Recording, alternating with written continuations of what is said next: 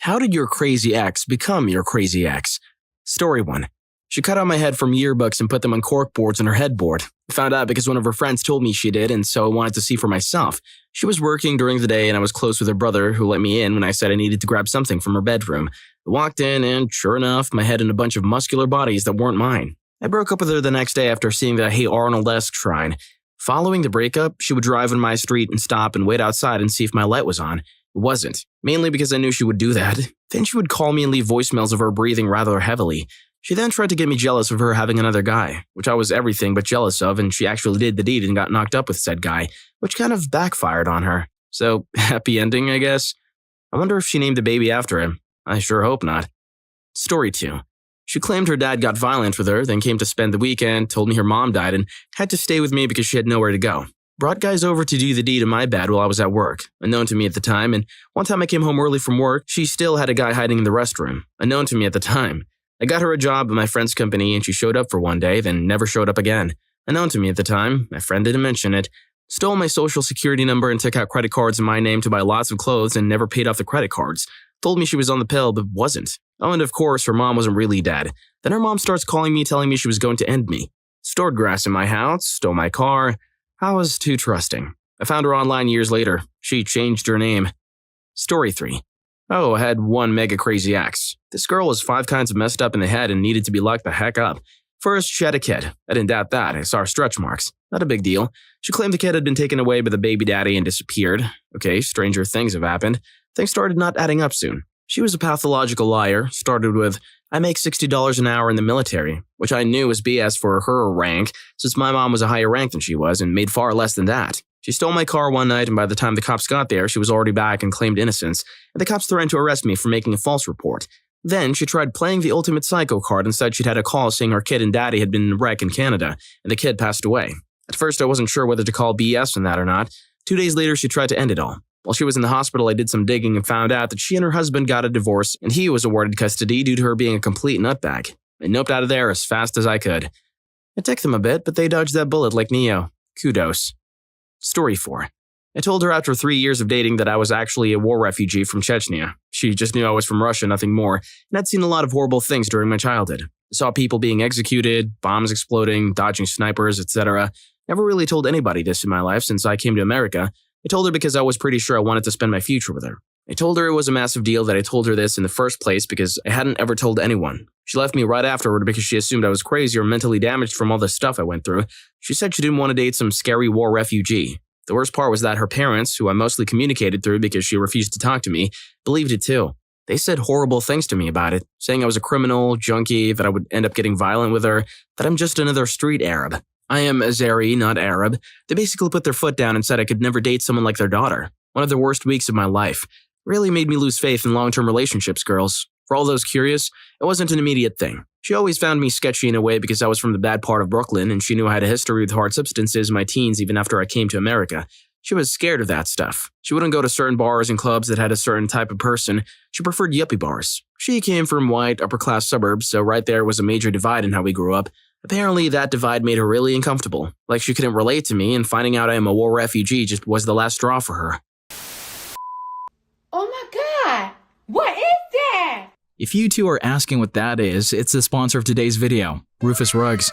We've been hard at work, creating the best quality and premium hand-tufted rugs money can buy. Now there's a chance you own a carpet that looks something like this. Let's just be real, it's time for an upgrade.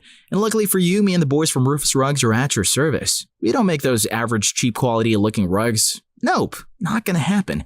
Each one is handcrafted to perfection. No shortcuts, no robot assembly lines, and no dropshipping BS. Just pure rug grind. Whether you love anime, sports, cars, or anything else you can think of, we can turn it into a rug. So click the first link in the description and have your custom idea come to life. Story 5. My cat disappeared. Strange, she was a friendly cat. An upstairs neighbor with big dogs came down screaming that my ex had somehow convinced both dogs to jump out the window too. She attacked me with sharp objects, on different days, gave some guy sloppy in his car outside of our apartment, finally turned on her hairdryer and threw it in the shower with me. Takes the time to piss me off. I should probably elaborate a bit. 2 disclaimers, I was young and stupid and she was really hot. This doesn't excuse my not bugging out much sooner, but it might give you some insight into my frame of mind. The above is pretty much all in chronological order. Regarding the cat, not really that unusual. It was an indoor-outdoor cat, so any number of things may have happened to him. A neighbor may have thought he was a stray and taken him in. He may have been involved in a car accident while he was out on a prowl. I have no idea. It's more of in retrospect, I wouldn't be at all surprised if that crazy witch ended him thing. The dogs, now that's much stranger. My ex hated those dogs. They were big and noisy and ran around the upstairs apartment playing all the time. As such, she started a bit of a war with the upstairs neighbor who was herself pretty nuts. I stayed out of it. My ex had said several times that she was going to end those dogs, but I passed it off as just being annoyed with the constant noise. Hell, I didn't like it either. But otherwise, the apartment was great, so we weren't really too excited to find a new one. The incident, whatever it was, happened while I was at work. I came home to the crazy neighbor screaming at my crazy ex about how my ex somehow had coaxed the dogs to jump from the window. Now, my ex was very petite and those were big dogs, so there was no way she could have broken into the neighbor's apartment and yeeted the dogs out. I've owned a few dogs in my life. No matter how stupid they were never so dumb as to just fling themselves out. Now, I have no idea what actually happened, and to this day, all this happened like 20 years ago. I can't explain it, at all. But at this point, I did start looking at my ex from the corner of my eye, wondering. Being aggressive, well, these incidents proved beyond a doubt that she was dangerous. But both happened in the heat of a moment, during arguments. As I mentioned earlier, she was quite petite, and I was much faster than her, so I had a little trouble disarming her without really being in harm's way myself. I mean, it wasn't like she was going to just try to end me in my sleep, right? Yeah. I forgot to mention there was another instance, where she tried to spray me in our apartment. Inside, windows closed. I just backed up and raised one eyebrow like, what are you even doing? The mace just settled in a big cloud in the middle of the room, missing me entirely. This really made her mad. She charged in for another go with her can. Straight into the cloud she just created. She dropped like a rock. I rolled my eyes. Okay, come on, let's get you to the bathroom and wash this out. The makeup action was great. But at this point, the relationship was pretty much over. It was just a matter of actually officially ending it, which neither of us really seemed to want to do. All of these things, of course, happened over a few years, and of course, in the time between these instances, it was all normal boyfriend and girlfriend stuff. Shopping, vacations, laughter, dinners, and talking about the future, and of course, arguments and fights. Some her fault, some mine. Most we were both to blame. It wasn't like it was 2 or 3 years of nothing but crazy 100% of the time. Relationships aren't that simple. Anyway, near the end, we had both sort of stopped caring. That's when I caught her getting it on with a guy in a car outside the apartment. That was the, well, this is 100% done moment. It was failing before, but I had hopes you could still work through it or something. Like I said, I was young and stupid, and she was hot. But nah, done. So I set my mind and attention to finding a new place. Didn't even want to bother with fighting over the apartment. It wasn't that nice. I just wanted out. Oddly, we were getting along fine now. We'd both accepted it, or so I thought. One day I came home before her and hopped in the shower. The past several days had actually been great. Laughs, intimacy, cooking, like a normal couple. She comes home while I'm still in the shower, walks into the bathroom, turns on her hairdryer, and without a word, without emotion, just throws it in the shower with me. Just a dead-eyed stare. I pulled a freaking Matrix slow-motion action jump, arms out, water droplets slowly flying out in some sort of hyper-reality as if, well, someone had just thrown a hairdryer in your shower. Probably yelled, "What the hell?" Then I got dressed and walked the heck out. Came to get my things later with an army of friends. Ends your cat, ends neighbors' dogs, tries to end you, gets frisky with the random dudes, tries to end you again, they're still together. If you want someone as patient as this guy, leave a like in this video and subscribe to the channel. Story 6. I tried to end things several times and always got guilt-tripped into taking him back. When I finally told him I was ending it for good, he asked if we could still be friends. I said, of course, we could. I was 17 years old, naive, and did not yet understand how complicated staying friends is. A few days later, he invited me to his house to play Guitar Hero. As friends, of course. I thought it would be fine because his other friend was going to be there too. Like I said, naive, or stupid, or both. When I got to his house, he had a drink in his hand. Red flag number 1. In the year I dated him, he never had a drink. As he drank more, he began asking me to stay over one last time and begging me to give him one last kiss. For obvious reasons, I became incredibly uncomfortable and told him I was leaving. He followed me up the stairs and cornered me in the entranceway, refusing to let me leave. He was crying, I was screaming and crying, and his friend was yelling at him to let me go. I managed to take out my cell phone and call my mom, but he yanked it out of my hands before I could say anything to her. Luckily, she heard me screaming before he hung up, got in her car, and hauled to his place. With the help of his friend, I managed to get out of the house and into my mom's car. He stood in front of it, in bare feet in the snow, but I think he realized my mom probably would have run him down. Not really, but she was definitely in defense mode, because he got out of the way. That was just the beginning of months of BS, including his attempt of self-harm and various incidents of I was really messed up about it for a really long time. Story 7. Genetics. Both of her parents were full-on crazy, so I shouldn't have been surprised when she started stalking me after she cheated on me and I dumped her. She threatened a few of my, and by extension our, female friends with physical violence just for being around me and tried to get me fired from my job. She called my manager and told him that I was on grass, nothing further from the truth, and had two of her other friends come into my store and be extremely angry customers saying I'd felt them up or some damn thing. Fortunately, my boss knew all about what was going on and didn't buy any of it. Story 8. She woke me up because I had night sweats and she was convinced I had AIDS. For some reason, I decided to appease her and got a full STD screen, including an expensive AIDS test. A few weeks later, I drove to her house to give her my signed note. I had to specifically request, stating my clean bill of health. She accused me of forging the entire thing and in the following argument pulled the plates out of the cupboard and frisbeed them at me. I left immediately. About 6 months later, I had just started dating my now fiancé. She contacted me to tell me she believed me and wanted to know if she and her 2 dogs could move in with me. I never responded. Story 9. First, she became my ex, but not before we booked and paid for a non-refundable trip to Thailand for 2 weeks. Fast forward 7 months, we haven't really spoken, but it's time to go to Thailand together, and we decide we're going to be adults about this and enjoy the trip to the other side of the planet together. Okay, no problem. That's an admirable decision for both parties. Once we're in Thailand together, sharing a room and a bed, she informs me she has a new boyfriend. Wow, that was fast after our many years together, but kudos. One day while I'm in the shower, she goes through my phone and reviews all my text messages. Then she loses her marbles because I've been talking and texting other girls. That's right. The girl with a new boyfriend is foaming at the mouth, rage screaming at me for moving on with my life. That's when she became my crazy ex. To be fair, sharing a bed with an ex you've hardly talked to in months isn't a recipe for cool heads and good decision making. Story 10. When we broke up, he moved into my neighbor's apartment and would hang around outside waiting for me to take the trash out or leave for work. They had a surveillance camera on their front door since they were dealers, so every time I came home, he'd be moping around outside trying to get me to come outside. I ended up moving out of state. On a trip back home, we had been on better terms and were planning on meeting up for a drink. Before that happened, I found out he got this girl pregnant, and she didn't want it. Whatever, totally her choice. Not my business, but I called off the drinks and told him I knew what was going on, and I had no interest in being involved in that drama. He tried to say he didn't even know if it was his. He told the girl he got pregnant with he was going to end it all, blah, blah, blah. Before I left town, I had a card in my dad's driveway from my ex. He wrote all kinds of crazy stuff. I don't remember what it said, but I do remember the poorly sketched and messed up picture he drew of the kid. Story 11. I've been meaning to get this off my chest for a while. As soon as I ended up with my current girlfriend, I quickly realized how I had been manipulated by my previous girlfriend. My ex-girlfriend, we dated for about 3 years at the end of high school, had horrible anger issues, self-diagnosed borderline personality disorder, attachment problems, validation issues, motivation issues, and other delusions. The worst part about it was that I wasn't the one who had pulled the trigger on the breakup in the first place. And that's not to say I was perfect either. I lied and had become mentally disconnected from that relationship months prior to our relationship. She changed my personality so much that I still see flashes of her anger and malcontent in myself, and it scares me quite a bit. We found ourselves so engrossed in the idea of having a serious relationship that we would do anything to keep it alive in any way we possibly could. She had attachment problems and had to have a boyfriend or she wasn't happy. I thought throughout the entire relationship that she was far out of my league and I would never get anyone better, so I stayed. We both hung on to our horrible high school drama for so long that I feel there's a permanent mark on both of us because of it. What haunts me the most is the sweet bliss that came with the good times. When we weren't fighting, when we were getting along, things felt just perfect. When things were good, the stresses of life seemed to melt away. But when it was bad, it was nasty. We both were catty, we both were insulting, and we both said horrible, intentionally hurtful things to each other. I hope that she's happier now. I know that I am. These guys would have been happier if they had more Cinnamon Toast Crunch in the house. I know I would. Story 12. It was Valentine's Day and I was sick on the couch all day. She sent me a text from work asking what we were doing. I said that I was ill and maybe we should reschedule for another day. She responded with, "Okay, well maybe we can make soup and watch a movie." I said, "Sure." So I carry my sick butt off the couch and grab ingredients to make soup and pick up a red box she wanted to see on the way home. Make soup and finish it by the time she gets home. Long and short of it, we get into a massive argument because she can't believe I just made her soup and grabbed a movie and thought that would suffice for Valentine's Day.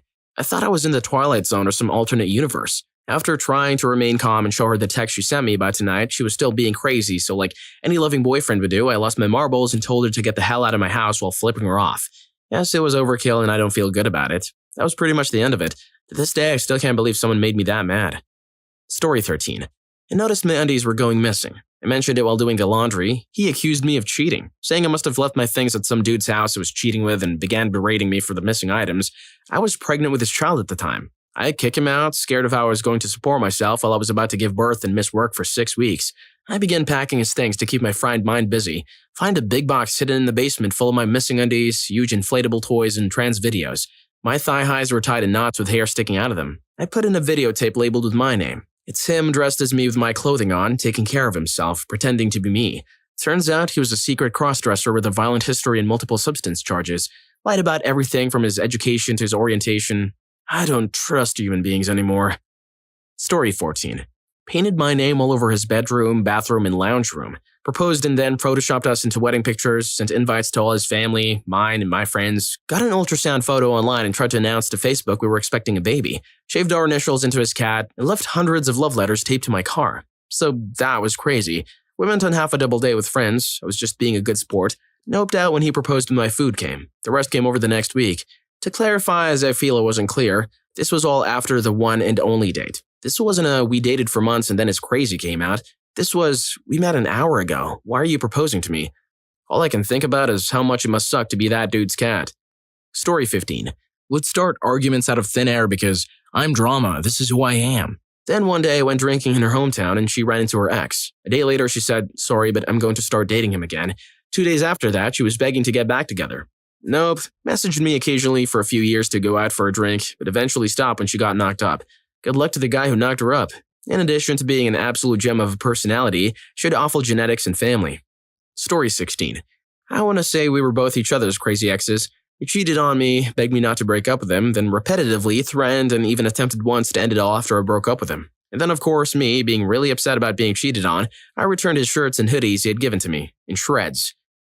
People with unstable exes, what's the craziest thing they did after you guys broke up? Story 1. We were engaged, 6 months from getting married. We'd been together for 5 years. He started getting me in the last 2 years or so. We got into a fight and he decides it's time to tell me he's been picking up random chicks at the bar and bringing them home to have fun in our bed. This is while I was working 2, sometimes 3 jobs to support him through school. When I told him that was it, I was leaving, I knew it was going to be bad. He locked me in our bedroom. No phone, he nailed the window shut. I spent a day in there before one of our friends stopped by and I was able to holler and get them to let me out. I had a couple of friends help me collect what few things I was taking as I was afraid to be alone with them. Most of my belongings were left behind. He would and scream and then beg and cry during the 3 trips we made to move things. I was bartending back then, and he'd show up and wait in the parking lot until I was off work. He tried to push me around and even went too far at me a couple of times because I just wasn't listening to him trying to apologize. He'd follow me to my new apartment. I know he broke into my apartment at least twice while I was at work and left messages to let me know he'd been there. From the bar, I'd made friends with several of the county sheriff officers as they would have to come to break up bar fights quite often. I told them about it. They had a friendly talk with him one night when he was waiting for me outside the bar. I never saw him again. I'm pretty sure the message of that talk was mostly communicated through their fists. Story 2. My ex-partner of 2 years broke it off because she didn't want to be in a long-distance relationship while she studied abroad. Perfectly fine by me since she was doing 2 stints in a row and I wouldn't see her for a year and a half. Summer to the end of next summer. She Skype calls me about 3 weeks after we broke up and about 2 weeks after she starts studying abroad to ask for help getting a guy to date her. Being the always overly nice guy that I am, I say, sure, but if I do this, I expect you to cut all ties with me forever unless it's an emergency. She complied. I told her to just ask him out and it works. Then I hang up. She Skype calls me a month later saying it's an emergency. She wants to end it because he's not like Spanish me after all but doesn't know how. I told her the best junk repellent is to ask him to help her pick up another guy and hung up. Story 3. I can pick a few things out of the vast ocean of crazy that is my ex. She called 2 different jobs and proceeded to tell my boss that I was a bad person, crazy, unreliable, and I should be fired. She actually called one of my bosses about 40-something times in a row. She threw the top of a barbecue grill at me because I left to go to work. She threw gravel on my car after I didn't agree to her schedule. That's right, I got her pregnant. Now I'm the custodial parent, by the way. She only sees the kiddo on the weekends. She threw a metal chair at my sliding glass doors. She got me arrested. This one takes some explanation. She was in a rage because I was going to drop off our child at her mom's. She had found out I was seeing someone else. This was many months after we'd broken up. I had stopped in the street in front of her mom's house to get some of the child's stuff out of the trunk. The kid is asleep in the back of the car, by the way. She pulls up behind, jumps out, and starts taking my girlfriend's stuff out of the trunk. She starts making fun of this girl, who she'd never met, for wearing makeup. She then slaps it off the back of my car into the snow on the side of the road. As I'm trying to pick it up, she kicks it. The bag opens and makeup goes flying all over the place. I start trying to pick it up and she starts trying to kick it away from me. So I stand up and push her back. I pushed her on her sternum area. This was a mistake. She calls the cops, says it was foul play, and I get to spend the night in jail. I decided to add a few things. She also smashed the lights and windshield of my car. I loaned her a newer car that we had bought when we were together so she could go to Colorado and work. She ended up taking the car for a month and drove all the way from Kansas to Oregon and everywhere in between without telling me, leaving me to care for our child. She ended up getting arrested when I took the cops with me to get my car back. A few weeks later, she tried to steal the car back from me and ended up damaging the window. I could go on, but I think the picture is painted. She was a peach. I get to see her in court today. Story 4. She told me that her ex enrolled in the same class in junior college with her so they can be in class together. They were together at the time. One day he caught her glancing at another guy in class and proceeded to rough her up later that night. So she got with me instead. We lived 25 miles apart and I could only see her about 4 days out of the week. Eventually she broke up with me because I couldn't see her every day. She went back to the aggressive dude because she said she'd rather get hit because it shows that he loves her with all his attention. A year later, I ran into her randomly with a baby. She said she regrets leaving me. Phew. He lived 25 miles away and still managed to see her 4 days a week, but that still wasn't good enough for her? Yikes. Story 5. I know a girl who got pregnant from an ex. She was only like 17. She couldn't figure out how she got pregnant because they always used protection and were careful. She just figured they used a faulty one once. A bit after finding out, he finally broke down and told her he'd been planning it on her late at night. She was a heavy sleeper and never noticed. Then when she told him she was getting it terminated, his whole crazy family started calling her and trying to get her to keep it and give it to them even though they knew what happened. They even tried to take legal action. She ended up actually losing it from all the stress. The dude was crazy. Psst, guess what? This video is sponsored by none other than me and my awesome crew at Rufus Rugs. We're the masters of creating custom, hand-tufted rugs that truly capture who you are. Whether you're looking to turn one of our intriguing thumbnails into a rug, for purely academic reasons, of course, or you're eager to transform your room with some epic anime-inspired designs, we can get it done for you. These are all handmade by me and the team from Canada. No dropshipping BS here. Real, handmade custom rugs by me and my friends. Click the first link in the description to learn more. Story 6. A week after I had kicked her out, she walked into my apartment buzzed as hell with her new boyfriend and a couple of his friends at 3 a.m. Guess she still had a key. I jumped out of bed, ran into the living room, and asked her what the hell she was doing there. Her new boyfriend got in my face, saying she and I were in a common-law marriage because we had lived together for so long. They were too buzzed to drive back home, so they were going to sleep in the living room. I threatened to call the police, voices got raised, but my ex finally said that they'd be more comfortable sleeping in their car outside. I went back to bed where a new girl was still bare and confused. Story 7. I broke up with her and she said that she didn't want me around the apartment I was mostly paying for. I told her I needed access to my belongings so I wouldn't need to come to the apartment to get them. She flips out and starts trying to wrench my keys out of my pocket and come at me. When this proves fruitless, she physically blocks the door to the room I am in and doesn't let me out. I try to squeeze by her without pushing too hard. She starts scratching me. I get tired of this and threaten to call the cops. I dial and she finally gets out of the way. Unfortunately, the cops had to come anyway because it was a domestic dispute and instantly started trying to drag me out of my own apartment. I had to inform them that it was actually me that called and not the sobbing girl, because she had become aggressive and I wasn't going to get physical with her. I love that he called the cops and their first reaction was to put him in cuffs, without thinking to ask who actually had made the call. Story 8. This has been a long time coming. This was all from the same guy and all in a matter of a couple of months. Not necessarily the right order. He broke into my second-story apartment, broke down my bedroom door, which was bolted locked, stole my dog and threatened to drop her off in a field if I didn't leave my work friends I was hanging out with after a shift just ended, proposed to me even though I had mentioned for years I was not ready for marriage and wouldn't even consider it until I was done with college. The ring he used was his mom's old engagement ring. Cute, except for the fact that his parents got divorced and hated each other. Oh, and we weren't even dating. Stole my camera and MacBook Pro, never got it back. Made hundreds of calls, emails, and threats. Saw me at PetSmart with a guy friend when we were in the car leaving, and he followed us miles into town. I had my friend drop me off and was trying to book it into work, but my ex ran after me, which led to a huge fight right in public. So embarrassing. Came to my apartment and I met him outside with my dog to get my keys that he stole when he broke in one time. He started screaming at me and physically hurting me. I tried to call 911 and he took my phone and smashed it into the ground. I got away and ran for help. Decided it was time to file a police report to start building up for a restraining order. I know, should have been sooner. I had a smashed phone, bruises, and the parking lot had cameras. He denied everything, lying to the cop. Got mad at me that he might lose his job over it. He worked in a nursing home. I sure hope he lost his job. Continued to call me and my mother at times for years after we broke up. Never once answered a call, text, or email from him during those times. Drove 2 hours to my new college and sat outside one of my classes waiting for me so he could catch me. I had made a guy friend in the class who took the same bus route as me so we would chat on the bus on the way home. My ex saw me walking out with him and started laying on his car horn screaming at me. I heard through an old friend that he's now dating someone that looks just like me. Creepy. That's the first time I've really talked about it or told anyone other than my now husband when we started dating shortly after all that mess. I'm sure I'm leaving out a lot, but I don't want to dig into my memories too much.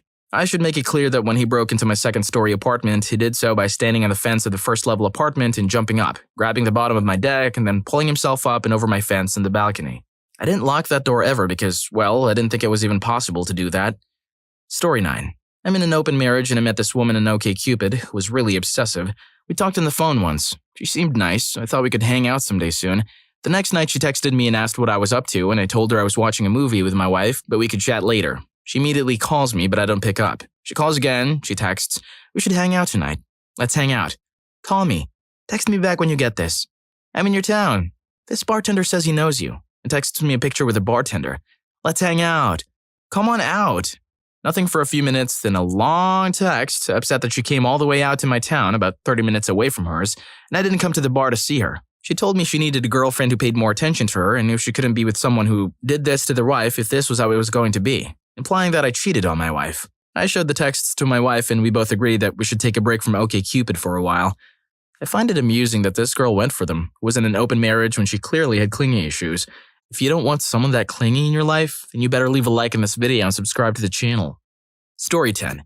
She texted me one day and told me she didn't want to be together anymore and that she wanted to go back with her ex. She was kind of a controlling girl anyway and I didn't mind. But 2 days later, she told me she wasn't on birth control while we were seeing each other and she lied so she could try to have a kid with me. She just wanted a kid, so I was basically just a donor to her. My 19-year-old self was freaking the crap out for a few weeks and imagining a terrible life of having a sad job and a horrible baby mama situation. Luckily, she wasn't pregnant, and she kept begging me to come over like 3 times in a month. I said no thanks every time, and she ended up getting pregnant by some other guy. I just laugh every time I think about her really dumb life. Story 11. A friend's ex takes the prize. After being broken up for a few months, she called him up and was hysterical, telling him, "Why did you have to take it to this level and bring the courts into it?" I didn't know what the heck she was talking about, and she replied with, "Why did you have to file a restraining order against me? I didn't even do anything." My buddy didn't file a restraining order against her, but apparently, one was sent to the school where she worked and she had left it in her office. She asked him to meet her there on a Saturday so she could go over it with him and he could witness her signing it. Luckily, my friend isn't an idiot and avoided whatever messed up crime session she had planned for him. Just the tip of the iceberg with the level of crazy. I have so many stories about this chick. Whenever I talk to my friend, we have a "guess what the ex did now" conversation. There was no restraining order. She made it up to get him to meet her at her office. Here's another story. My friend, R, was the ex-boyfriend of Crazy X. A bunch of my friends from my home state came to visit me recently for Memorial Day weekend, and one of the girls, we'll call her B, is still good friends with X. She understands that X is insane, but I guess their friendship continues by not bringing up R when they're together. So R and a bunch of guys arrive at my house when another friend T pulls up X's Instagram feed. It's a picture of her on a plane with the caption, "Off to California." We all joked about her crashing our trip for a few minutes and gave R a hard time, but brushed it off because Cali is a huge state. A few minutes later, R was sitting on the couch with a worried look on his face. I went over to see what was wrong and he looked up and asked me, "Do you think she's actually going to come?"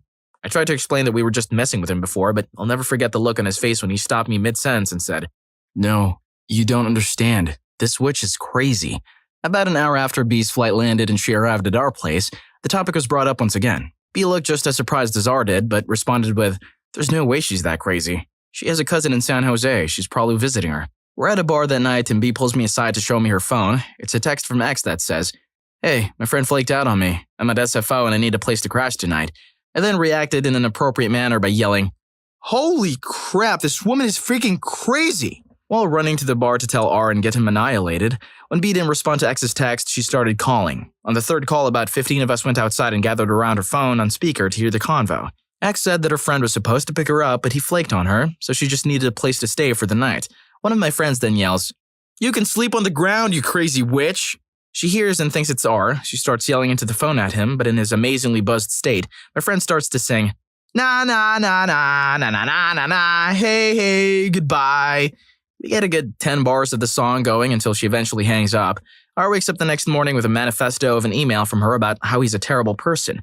We then read it out loud and laugh at her expense over bottomless mimosas at brunch. Turns out she eventually had to call her cousin and had her drive from San Jose to San Francisco International Airport to pick her up and crash at her house for the weekend. Story 12.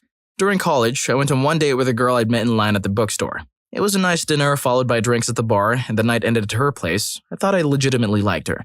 The next evening, she called to ask if we could hang out, but I had a birthday party to attend with a bunch of guy friends and wouldn't be available. She showed up at the bar we were at, and I chatted for a minute, but explained I was spending time with the guys and would call her some other time. She seemed agitated. The party moved on, and I started getting texts from her every 10 minutes for the rest of the night. I responded to none of them, and they got progressively angrier. "You should ditch your friends. Why are you being such a jerk tonight? I swear I'm not crazy. I'm sorry. Come over and I'll make it up to you. Screw you," and a lot more.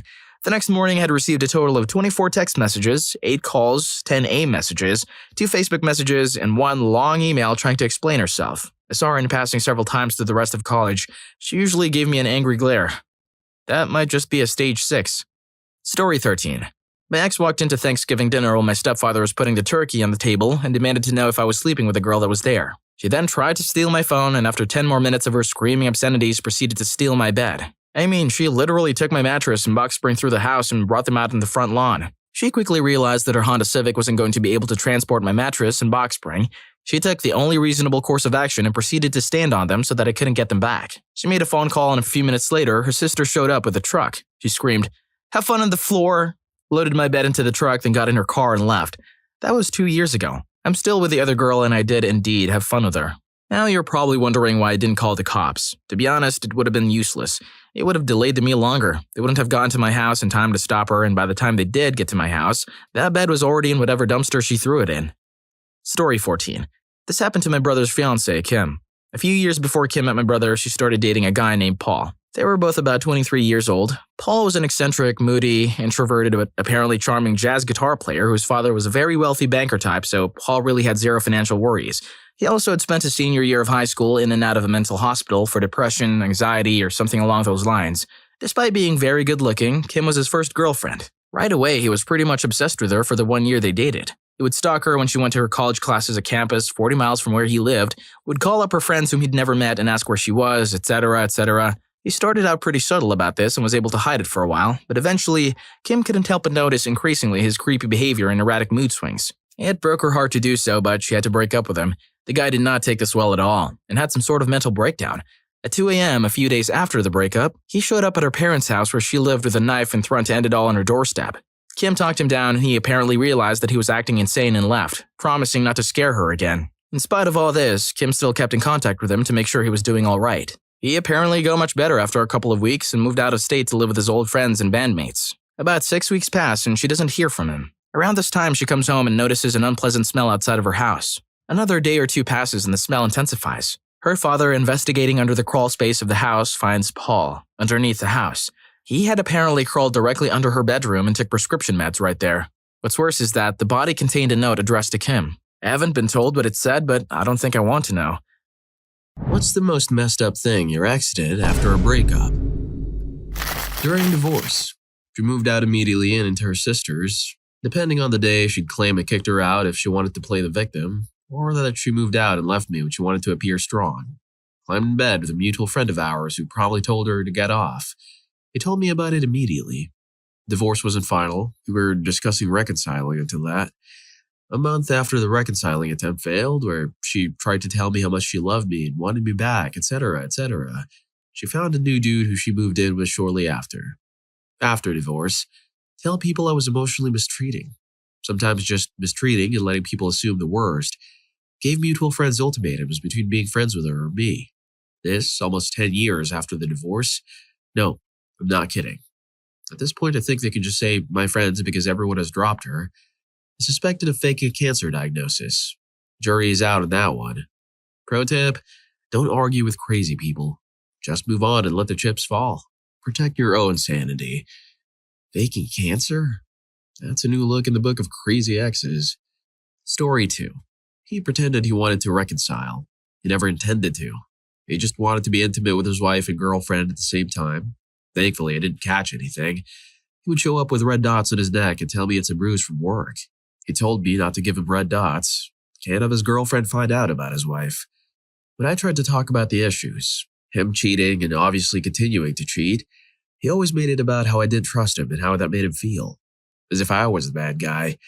He lost a lot in the divorce. My name was on everything. So he tried to string me along for as long as possible, but when he tried to harm me out, I knew I had to run. Again, trying to make me feel guilty about the consequences of his actions. Telling me to avoid therapy since I'm so crazy it won't help. I realized I was just getting taken advantage of and had my whole marriage. I forgave the cheating, but gaslighting me while I already struggle with PTSD is not so easy to forgive. Story 3. I knew a couple who got divorced and they had a small dog. A friend of mine and I went over to their place to check up on them, since the guy has had a bad run-in with the law in the past. I was the only one home when we were there, and the place was an absolute mess. They were clearly dividing their items between each other and both in the process of moving out of the house. When we got there, he was packing things up and the washing machine was running. We asked how he was doing, and you could tell that he was just mentally not there. He said he's getting through it and is just doing some laundry in the meantime. Their dog usually comes out to see whoever is visiting, but this time he never came out to visit. I asked him where their dog is, and he said that he must be in the other room. I thought it was strange, but I didn't want to find ways to anger him off even more. My friend and I stayed for a few more minutes and left. Next thing we find out is that guy is arrested and will be eventually serving 3 years in prison. That happened the same day my friend and I were there when their washing machine was running. I felt so sick knowing that we were present when that was still in that washing machine. Story 4. I had an ex. My first, actually, in 8th grade, terminated my sister. We were all like 15. When we split up, she had said some nasty stuff about me and my family, as kids do. My sister didn't like it and decided she wanted to give her a reason to stop saying those things. So, long story short, she decided to meet her to fight her, and the next thing you know, my sister comes stumbling in the house profusely and we're on our way to the ER where a doctor is determining how severe the tissue damage was. Ironically, a year earlier, I was involved in a fight in my neighborhood. It was me and one of my friends and the other guy plus one of his friends. It was supposed to be a fair one-on-one fight, but the guy's friend jumped in and it turned into a bigger squabble. Next thing you know, his friend pulls out a weapon and sticks my friend in the back. We both fled and my friend almost passed out on my porch, but luckily was saved by the good EMTs and a treatment at the hospital. So the reason this is important is because knowing about the situation, my ex who terminated my sister then went off to date the psycho who had sticked my friend. Anyway, it was funny to imagine them splitting up and dealing with that. I got a laugh out of that. Otherwise, neither situation was very funny. Story 5. Happened back in the 90s, and a year and a half after we broke up. Her college roommate saw me at a grocery store in a college town A. I saw her anyway, so the only logical conclusion. Psycho X lived in college town B, a half hour away from town A. I was up visiting a beneficial friend at the time, after having just moved back from California. We hung out all night with a bunch of her friends. The next day, I got a very angry call from my dad. Her dad had called him, threatening all manner of legal action. He was a lawyer and a full-bird colonel in the Air Force. That he was going to have the cops arrest me. Yada yada, and that I'm to contain him immediately. Apparently, Psycho X told her dad I had driven to College Town B, somehow found out where she lived, dragged her out of her house, into my car, then proceeded to harm her. She also claimed I had been stalking her, and she'd seen me in a car. That wasn't mine, sitting across the street from her place several times over the previous months. So I go home and call her dad back. I listen to the slew of BS she's claimed, threats that he's immediately going to call the police and have me prosecuted, threats of restraining orders and civil lawsuits. I ask him what time I'm supposed to have done this, and I ask if he's finished. Then I inform him that not only was I a half hour away from his little psycho princess when she claims I took her, but that I have about 25 people who can verify that in addition to my beneficial friend, and that I had to sign in and sign out at beneficial friend's dorm. So there's even a paper trail to prove it.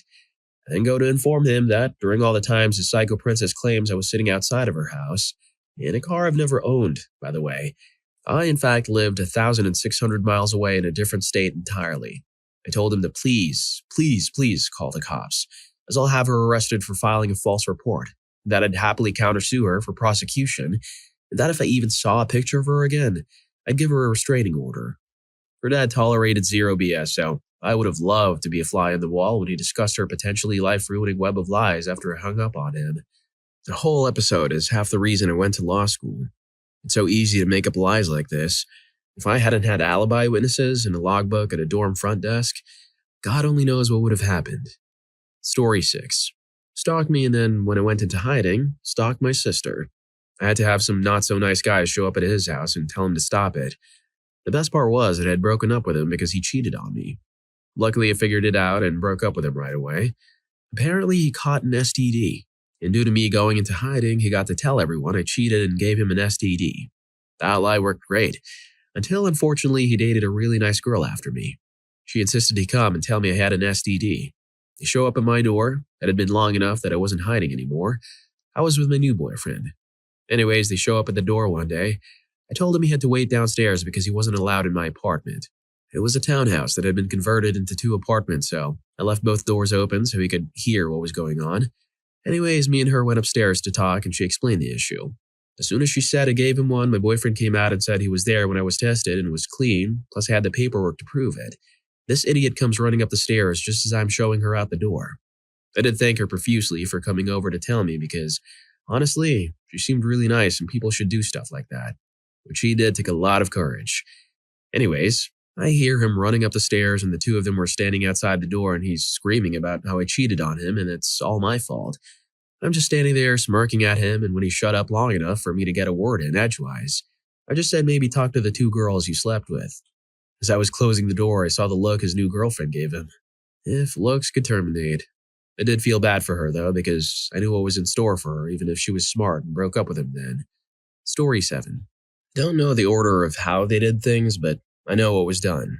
Mustard and mayo packets around my car, Vaseline on the door handles, Vaseline on the steering wheel, removed all spark plug wires and unplugged hoses underneath the hood of my car. I called the cops to report it and said it could have been my ex. The officer called her, she denied it, and the cops said there isn't much to do.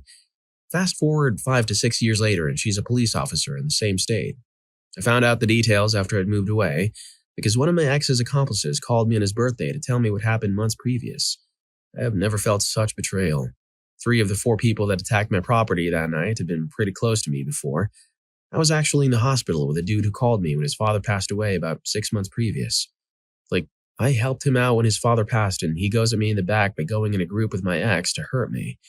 I haven't grown bitter towards the world or people as a whole, but I'll never forget those 4 schmucks and how they angered off a pretty level-headed dude. This happened to me on April 30th, 2010, in Columbia, South Carolina. The same night Taylor Swift performed at the whatever center is there. I won't do anything to them because, honestly, I hope karma catches all of them individually. The universe has a way of balancing things out. Story 8. This might get lost in the comments. It might identify me to my family, but this is a story too funny to not share. In response to this question, this is the story of how Butter Sunday came to be a family tradition. The divorce was finalized. She had to move out. I was singing Thank God and Greyhound just to celebrate her departure. The Sunday following her move out of the house, she appeared at my door and demanded half the butter in my refrigerator. My ex-wife then dug around in the kitchen, found some Tupperware and a matching lid, and proceeded to scoop out half the margarine from the tub. It was country crock, churn style for those wanting to know. I had a flip phone, but this was long before I had a smartphone, so there was no opportunity to record what I'm telling you now. After she had cleaned out most of the appliances, after she had taken things even I had thought securely stashed, she still came back and demanded, then took half the butter. All I could do was stand back and laugh silently while she fulfilled her lifelong dream. She promised to return the Tupperware when she was done with it. Spoiler alert, she didn't. From that day onward, the first Sunday in August was remembered as Butter Sunday. We celebrate by consuming all we can with things containing butter. She did much worse things years later, like almost harming one of the kids by ignoring an appendix which had ruptured. But immediately after the divorce and her moving out, that was amongst the more messed up things she had done, up to that point. Who knew butter could be such a hot commodity in a divorce settlement? Story 9. She refused to allow us to break up. One time I was walking downtown with a group of bros. My buddy's like, dude, your ex has been texting me. She totally wants to do me. I was like, did you tell her where you are? Did you tell her where we are? He was like, kinda. Sure enough, 15 minutes later, she comes walking around the corner. She walks right past my confused buddy and is just walking beside me without saying anything. Then she looks at me and goes, what? I ignored her and she ended up following us to a house party. She kept trying to make me jealous all night by going up to guys while looking over her shoulder at me. Eventually, she ended up sitting on some guy's lap. As they were headed out to the back room, she did this whole stop the party grand speech thing. She said, I'm sorry, Darnell. I can't do this with you because of him. Everyone turns around to look at me. She continues, the way he's intimate with me, it's like nothing I've ever had before in my life. I can't be with anyone else but him. Everyone in the whole party's jaws dropped. My friends all sort of sat there awestruck. I was hammered and also kind of stunned, so yes, she got her way and we ended up back up that night. That's the story of the girl I dated for 2 weeks, but breaking up with her took 6 months. Story 10. After he dumped me, he was shocked I didn't wait around for him to come back. He was the first boy I'd ever loved and he broke my heart. I went on the school trip to France, made out with a cute French boy, graduated, started dating an older guy with a motorcycle, and then went off to college to pursue my dream. X crashed my graduation party and going away party, just to see the new motorcycle boy. Then he spread rumors to all of our friends that I was going my way through Chicago. Once I confronted him in front of all his friends, he backed off. We slowly became friends again, as we both ended up in the same very small industry. 10 years later, I asked if he wanted to try dating again, this time as an adult. He said no. Friends were best, and I was okay with that. I started dating my now husband and literally never heard from him again, after talking weekly for years. I'm pretty sure he thought I'd just always be there, waiting for him when he was ready. And when I did put up with his toy, he was shocked. Story 11. He hacked into my Facebook messages and found out I was about to end a relationship because I'd fallen in love with someone else. He called me while I was at work, saying he was done and if I wasn't back home to gather my things in 10 minutes, my stuff was going over the balcony. Got there and started taking all my stuff out of the apartment, bringing the man I had fallen in love with to help. He was in the parking lot loading things into his car, and while I was getting the last of my things off the dressers, my ex sort of lunged at me and then backed up. It scared me and I cowered back. My ex then laughed and said, "What? I'm not going to do anything with you." It sent chills down my spine, and I remember thinking, even if he did, Jay, new love, would come back for me eventually. Me and Jay have been happily married for 4 years and have a child. Story 12. We broke up long distance, so he went through the stages. In one of those stages, he was just on the phone talking awful things and telling me I was wrong for leaving him, and he knew that I couldn't say much back because I would try to look for any reason to throw my stuff away. And some of the things belonged to my then recently gone great-grandmother. The next day he messages, "Are we ever going to talk about this?" I politely explain why I didn't want to, due to his behavior, and then he decides that I have 2 weeks to get my stuff, before he gave me a month. I had to ask my mom and her wife to get them for me because I lived over 300 miles away and the schmuck refused to give me the address to the new apartment him and his mom moved in, saying he didn't want to do that until the day they decided to come because they might decide to come earlier while I'm at work. You always had things your way. He called me and my mom out of our names, assumed that my reason for leaving was because I was unfaithful, and on the day she went to go get my things, the coward wasn't even there. He left my stuff on the curb and he and his mom went out. Story 13. Well, even though I'm still only a teen, I've already had a pretty awful experience. So I had been with this girl for half a year, long distance, when we went out on a scouting trip with a few common friends. So on this trip, we met a lot of new people I'm still decent friends with. The trip was a week-long camp, and only a few days in, I got a feeling that she was a little too friendly with one of the other boys. Well, a week after we got home, she called me and told me she broke up with me. She gave some BS excuse that it was because of the distance, and instantaneously began dating the other boy, from what I've seen on Instagram. As if this wasn't already bad enough, I found out half a year after on a different scouting trip that they did in fact begin dating on that trip 6 months before we even broke up. And yes, he knew. On top of that pile of lies, I was told that she had spread a few different lies about me in the scouting community. The lies range from I was overprotective to I was super mistreating. Anyone who actually knows me just a little will know this to be false, though. Story 14. I'm the ex. Nothing too crazy. I took all the light bulbs. She was constantly telling people she didn't need anyone in her life and that she can do anything herself. For months, her friends would joke to me how she only replaced 2 light bulbs, the kitchen and the bedroom. So the place stayed dark pretty much because she didn't want to get on a chair or a ladder or take time to buy the bulbs. She also let me take the washer and dryer I bought. Instead of just replacing them, she would just buy new clothes over and over again. Now, apparently the place is cluttered with dirty clothes. Finally got them replaced a couple months later, but from what I've heard, it's still a mess of laundry. They also put an old battery in one of the fire alarms. It still functioned, not that big of a schmuck.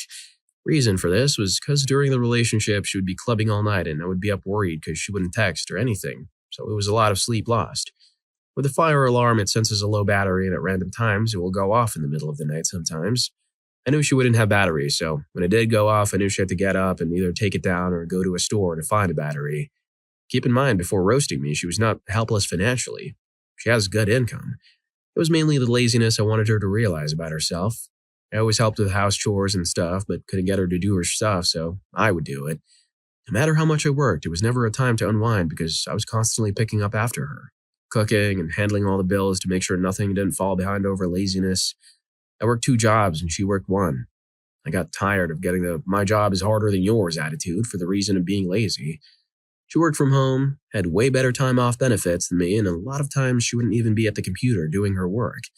This was during when people transitioned to work from home, so she took advantage of not having anyone watching her like they did at her office. Regardless, it takes two people to keep a household a home, with sacrifices and effort on both sides. It's called adulting. Glad to say my house stays clean, happy, and way more peaceful nights of sleep. Story 15. After we divorced, she remarried and moved to Florida. Never made arrangements with a child support enforcement agency regarding their move. I enlisted and luckily got stationed in Florida. So they moved to Montana in the middle of nowhere. Never notified CSEA about that move either. Her new husband is crazy and legitimately thinks he's a prophet of the second coming of Jesus, and the end of times is now. Somehow aliens are involved and he thinks he figured out perpetual motion or free energy. She grew up very fundamentalist, so she's okay with this. They've alienated my kids from me. Living in a cabin off the grid, again in the middle of nowhere in Montana, -40 and below temperatures, in a cabin. He's a disabled veteran, so I don't know who's chopping their firewood, hunting, or any of the other various strenuous daily tasks required to live off-grid. Also, they homeschool my kids, so all they're going to know growing up is this wackadoo extremist Christian theology. No socialization skills, no familiarity with how the real world works, no basic education. And not that it's their fault. Unfortunately, custody lawyers are so expensive there's nothing I can do about it unless I happen to come down in a massive windfall somehow. I tried getting a pro bono lawyer through the Army, but the whole process is loaded down with so much red tape it's damn near impossible. If you're enjoying the video, don't forget to hit that subscribe and like button for more videos like this. Story 16. One of my exes started dating the guy I told her not to date if we ever broke up. The guy was a piece of trash, and that's why I told her not to do so, but she did, and he made her miserable. Then became best friends with my now ex-best friend. They never liked each other while we were dating. Friended all of my family and friends on Facebook. Tried to make me feel guilty for talking with said best friend about how uncomfortable I felt with her around, and sent me screenshots of a conversation flirting with some guy I went to high school with while I was hospitalized. After that, I blocked her from all my social media accounts, except TikTok, as I didn't have one. She's been uploading videos directed to me there for the last 3 years. At first, it was the usual all men are trash BS, but it became more personal, so I decided to block her there too. A few months later, some friends sent me 3 of her videos to WhatsApp. The videos were her dancing to music while text appeared on the screen. She was posting every single insecurity I had and stuff that should have never left the confidence that a relationship provides. For example, one of those videos was about how I underperformed during a chunk of a relationship. Now I know it was because I was sick and stressed because all she did was yell at me if I didn't do what she asked or didn't give her enough attention. Since then, I have asked every person that knows her to not give me any kind of information about her. Some have not respected that. And as a result, I know that she keeps uploading videos like those even though she's in a relationship with another man, which at first made me want to reach out to him and warn him about the psycho he is. But if the guy doesn't realize with her TikTok, I doubt it could make any difference. Warn the new guy? Nah. He's got front row seats to the Psycho X show on TikTok. Story 17. I was much younger than him. 15 years age difference. I think he loved me, but deep inside I felt that I was missed right now. He would talk about marriage and kids and her future. Never brought those things up. Didn't have to, because he did. However, 2 years in the relationship, I was still doing the weekend bag drop at his house. I finally got the nerve to bring up the hard questions. Where's our relationship going? What is our next step? He went full drama on me and how I was pushing for more than he could offer and he was divorced and scared to recommit. How I was asking for so much so soon and how I was breaking his heart. Somehow he was the victim and I was the perpetrator. We broke up. A week after we broke up, I found out I was pregnant and I made the decision to keep it. I told him because it was the right thing, but I also told him not to worry. He could be as much or as little involved as he wanted to be. I meant it. I was not going to ask him for anything, ever. Youthful pride on my part. Ironically, I was always diligent about birth control, but due to working, going to university full-time and helping to care for an elderly relative, I was late picking up my pills at the pharmacy. He knew about my birth control apps. In fact, he took me to the pharmacy to pick up my pills. That night, he initiated, and I asked him to wear protection. Reminded him it was a risk, and he said, "What does it matter? We're forever. If it happens, it happens." I'm an idiot. He said what I wanted to hear, and even though my spidey senses were leading me to the conversation I opened with in this post, anyway, I was pregnant now. We were broken up, and I was freaked out over the entire situation. How was I going to make it as a single mother? I had not even finished my college degree, and I had $7.89 in my checking account until the next pay period. I should mention this man was a one-digit multimillionaire, so the impact on him was not equal to the welfare life I was about to embark on. I was scared. 2 weeks later, I woke up covered in red liquid. I knew right away. I showered, changed, and took myself straight to the doctor. I texted my ex to let him know. I got to the doctor's office and read his text. It was horrible. Blaming me for getting pregnant on purpose, trying to trap him, saying things that were outright lies like, "You knew I didn't want kids," when in fact he would always tell me he wanted them with me. Blamed me for lying about birth control, etc., etc. Never showed, never called. Meanwhile, I'm alone, scared, in pain. Doctor confirms that I terminated. I have to deal with the physical or medical aftermath alone. My family was going through so much. I didn't want to lean on them with one more thing. Honestly, I was relieved to have it terminated, but it was still super hard. I still feel like an idiot for overriding my instinct and playing my part in the drama. I share the blame for not insisting on birth control. What a hard lesson to live through. Unless you're 100% ready to make a life-changing decision like having a kid, man or woman, you have control over that destiny. Don't trust anyone else with that. I was a pretty young thing that was exciting for him. He showed me off. I was a trophy. He used me. Story 18. I'm a master in toxic relationships. Just for better understanding, I'm autistic, so sometimes I don't understand someone's intentions. Number 1. I was 18. We were together for 4 months. I was on vacation with my parents. My friend sent me pictures of my girlfriend and some dude. They were hugging and kissing in a coffee shop just now, so I asked her, "How are you doing?" She responded that she's at my friend's house and she sent me a pic with that friend. She sent me the same pic 4 months early. Same clothes, same poses. So I was like, "Okay, can I ring you?" "No, not now." When I came back home, I went to her to end it. She tried to lie and explain what's going on, that he's mistreating her and she's doing it because she's afraid. I said that I didn't believe it and wanted to leave. She knew that I would come. She's diagnosed with borderline, by the way. That guy was waiting for me and tried to roughen me up for hurting his girlfriend. I ran away. She called me a lot of times and tried to apologize to me. Then she told me I was just a toy because she was bored. 2 years later, we met at a birthday party. We were completely hammered. I was in a relationship with another girl. I accidentally touched her hips because I lost my balance and tried not to fall on my face. She started screaming that I was mistreating her, slapped me, and grabbed into my arm so hard it left me scars for years. Fortunately, our friends saw everything and it was clear in their eyes. Number 2. I met a girl from a city just 20 kilometers away from mine. We had a lot in common. Same interests, same favorite food, and even a color. So it was perfect for half a year. I fell in love and wanted to tell her. I came to her apartment to talk and spend time together. My car was broken, so I came by train. We talked for so long, and I decided to tell her about my feelings. She stopped me. She told me that she met someone completely different and she's no longer interested in me. I had no place to sleep because my train was no longer running. It was the middle of the night, so she proposed to me to stay at her apartment. I had no choice, so I stayed. We had intimacy. The next day, I was the best again. I was totally lost in that case, but of course, I was happy she changed her mind. So we went together to an outdoor concert. She was dancing and kissing with me, holding my hand and having fun. We slept in my apartment, then had intimacy again. She was silent for the next few days. She sent me all her photos and ended a relationship. Months later, she needed help and counted on me. But no, we weren't officially a pair, but I was that bad guy who seduced her, hurt, and left. Number 3. That's my last relationship. We were together for almost 6 years. There were a lot of messed up situations. I was working in another country. She was working with me, but due to health, she had to go back early. I came back the next month to find out that she cheated on me. She described everything to my best friend and was really cheerful about that. She had no idea I knew everything. I even read that conversation when I was totally angry. She tried to convince me that the guy manipulated her. I started to take substances to not feel pain that much, so my leaving lasted a few months. I was in the hospital for some time, and when I came back, I left her. I told her it's too much for me. I can't sleep, I can't eat when she's near. She moved out with all my stuff, my dog and her cats, except one who was waiting on surgery.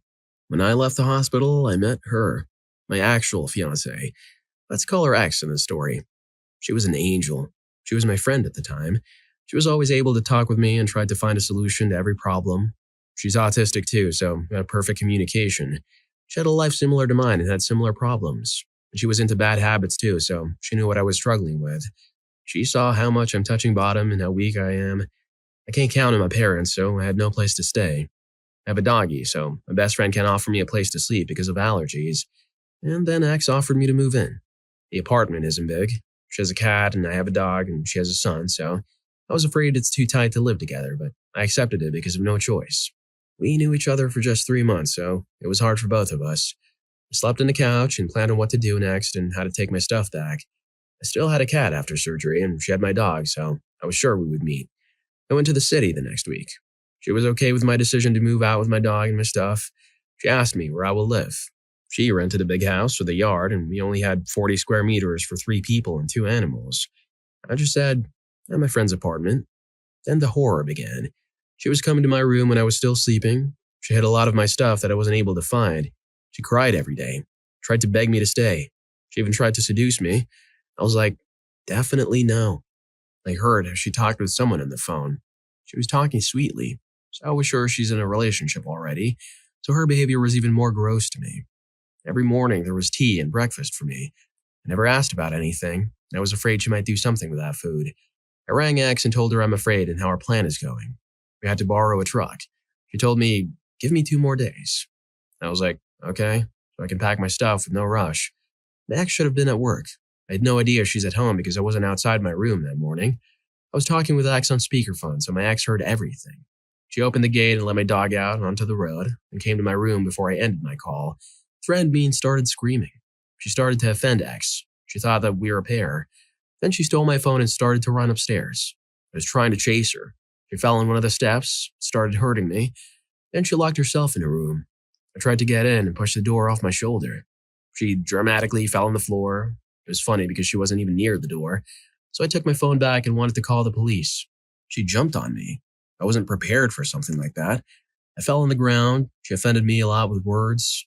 Then she locked herself up with a key in her room, started to cry. Yeah, she was a good actress. And called to tell her new partner that I roughened her up. She even sent photos of her bruises and told everyone that's because of what I did. My friend lent me his truck and helped me with moving out the next day. He found my dog. I still don't have everything, but that was a nightmare. To end with a happy ending, I came back to X's apartment. She was crying when she saw all of my bruises and wounds. That case really tightened up our relationship. I helped her with taking care of her son, and soon after, we became a couple. Half a year later, I proposed to her. And now, we live happily together. Story 19. She worked for the state attorney general's office as a paralegal in my city. I worked the relationship, as did she. But there was this sneaky, lawyerly BS about her basic answers that often irked me and made me not trust her. When's your birthday? I'd ask. What do you want to know? Her response was, after more than a year of dating and spending an inordinate amount of time with her, I called it off one night cold turkey. She had my email account hacked into and all my contacts deleted forever. Work, friends, family, etc. More than 3,500 email addresses. Brought 3 different guys home that spent the night the following week. Her roommate was my friend who told me. Especially one of the male friends she told me not to worry about because they're just friends. Told my friend and a few others that she was pregnant with my baby. Told people I was only dating her for the health insurance. Not true at all. Dumb. It's really too bad. I did like her so much, but it was that one red flag quirk that was too disruptive for a functional relationship. Story 20. This is a bit of a long story. Sorry, but there's a lot. He called my mother 30 minutes after we broke up, asking if he should return any presents he got. He also canceled all of our D&D groups out of spite. Randomly popped up during mutual club meetings to say that he was so devastated and depressed that he wasn't sleeping and couldn't breathe before leaving. It was nonstop texting me and my roommate. He also put on a show of acting super depressed when I, and only I, went to get food from him in line at my dining hall, before immediately snapping back to chipper customer service mode when it was the turn of the next person in line. I only found out on Monday that while he was doing all of this, he was making plans to hook up with a girl from his fencing club, and was acting like he was so heartbroken that he couldn't function. He was also continuing to tell everyone he could about how miserable and depressed he was, that he didn't understand what he'd done wrong for months after this. He was all but demanding. I sent him a detailed list of all the reasons why I broke up with him, which I wasn't going to do as I had told him why I was breaking up with him when I broke up with him. The reason I found this out was because the head of our club was pulled out of class to have an hour-long meeting with him about the situation with me, and was planning to hook up during that meeting. The head of our club and one of the directors of clubs were so appalled by his behavior and how he was treating me that he He was banned from ever coming back. He made me so miserable with the constant guilt-tripping over text and randomly over Zoom for club meetings, the public humiliation of a show in the dining hall, destroying all of my D&D opportunities and the constant questioning as to what he did wrong from everyone that knew me that I stopped eating at my dining hall, stopped eating or leaving my room altogether unless absolutely necessary. I called Title IX about it and tried to get him to leave me alone during D&D, our club, and in the dining hall, and he just said no to the proposal, which Title IX couldn't do anything else about. This finally stopped and I blocked him on everything. Had my roommates block him and he went for a semester abroad in Germany. Until then, I was having frequent episodes of guilt, fear, and depression, which caused me to seek counseling through my college and start talking to someone at the RSVP center. Story 21. I came to my ex about 4 months after I broke up with her because she cheated on me, emotionally, with her ex-boyfriend. Lied, manipulated her emotions to make me feel like the enemy and project her unfounded insecurities on me. I talked to her about her behavior and her actions while we were together, and she didn't do a thing about it. Like always, manipulated her emotions and played the victim. So I confronted her 4 months later because she messed me up so badly that I couldn't let that go. I still struggle almost 2 years later from the lies and cheating. And then after that, she wrote me an apology letter where she played with my emotions and ultimately lied to me, but believed the lies she told me as truth because she fooled the lie detector in herself. She told me, while now dating her ex-boyfriend or cheater, that she was still in love with me and all that other BS about making more memories and her wedding song, etc. So when I responded with a, well then think about us, where we are and want to be, etc.